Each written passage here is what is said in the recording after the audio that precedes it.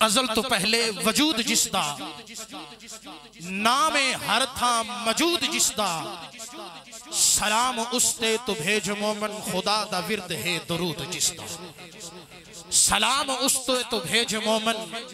خدا دا ورد ہے درود جس دا کرم جب آل نبی کا شریک ہوتا ہے کرم جب آل نبی کا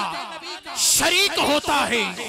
لاکھ بگڑا ہوا ہر کام ٹھیک ہوتا ہے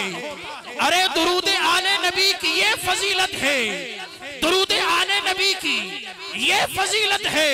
کہ لا شریک بھی اس میں شریک ہوتا ہے درود آل نبی کی یہ فضیلت ہے کہ لا شریک بھی اس میں شریک ہوتا ہے پھر مجھے اس طرح کہنے دیجئے کہ جو سوہنے دا سوہنا قبیلہ نہ ہندہ مقدرہ دا ہک ساوا تیلہ نہ ہندہ اساڑی تناصر سواوی نہ لبدی جے کرالے نبی دا وسیلہ اساڑی تناصر